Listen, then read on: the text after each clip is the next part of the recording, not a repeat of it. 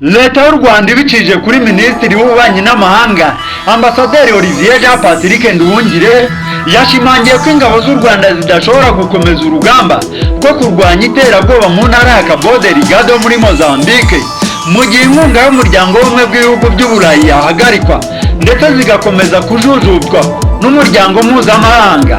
Ibi minisitiri Nduhungire yabigarutseho kuri uyu wa mbere tariki ya 16 Werurwe 2026 mu butumwa minisiteri y'ububanyi n'amahanga y'u Rwanda yashyize hanze.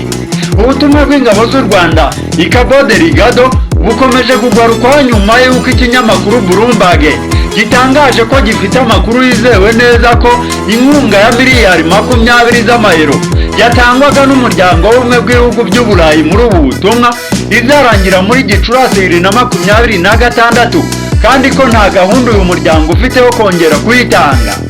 Nyuma y'aya makuru umuvugizi wa guverinoma y'u Rwanda Madame Yolande Makuru ndetse na minisitiri w'ububanyi n'amahanga w'u Rwanda ambasaderi Jean Patrick Nduhungire bagaragaje ko ibyo u Rwanda rutanga muri ubu butumwa rurimo ari byinshi cyane kandi ko rwiteguye kubuhagarika mu gihe ingabo zarwo zakomeza kudahabwa agaciro cyangwa iyi nkunga y'ubumwe bw'ibihugu by'Uburayi igahagarara.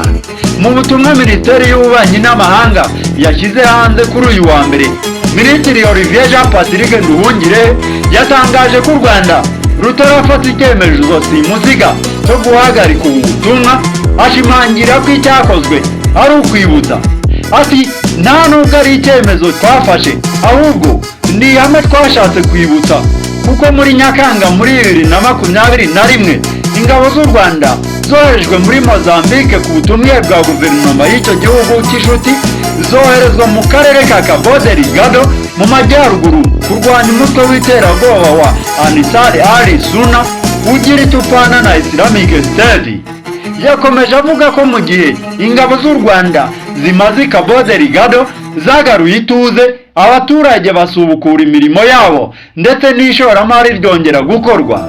Ati mu myaka 4-5 ishize bakoze akazi gakomeye ku buryo abaturage n'abasivile benshi basubiye mu ngo zabo, abanyeshuri basubiye ku ishuri, ubucuruzi bwarasubukuwe ndetse n'ishoramari rikomeye mu bya gaze byarasubukuwe, izo sosiyete zongera gukora.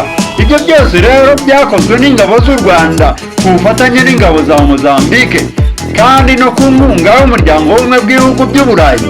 Minisitiri Olivier Jean Patrick Nduhungire yagaragaje ko ibyatangajwe na guverinoma y'u Rwanda ari ukwibutsa ko rukomeje gutanga inkunga ikomeye muri ubu butumwa. Ati rero twibukije ko u Rwanda rwatanze inkunga ikomeye, rwatanze amafaranga menshi akubyishura 10 ayo tubona y'uyu muryango w'ubumwe bw'ibihugu by'Uburayi ndetse tukaba twaratakaje n'abasirikare biciwe ku rugamba kugira ngo kariya karere gahabwe ituze. Yavuze ko ingabo z'u Rwanda zidashobora gukomeza aka kazi mu gihe zihozwa ku nkeke cyangwa zigafatirwa ibihano. Yagize ati rero twibukije ko ingabo z'u Rwanda mu gukora ako kazi zikorera igihugu cya Mozambique, abaturage ba Mozambique ndetse n'umuryango mpuzamahanga muri rusange, kuko ufite na za sosiyete zikora ishoramari hariya zidashobora gukora ako kazi zinengwa buri kanya, zifatirwa ibihano, ziyozwa ku nkeke. Minisitiri Olivier Jean Patrick Nduhungire yavuze ko ingabo zizakomeza akazi mu gihe ibi byose byahinduka ndetse n'inkunga y'umuryango w'ubumwe bw'ibihugu by'Uburayi igakomeza gutangwa.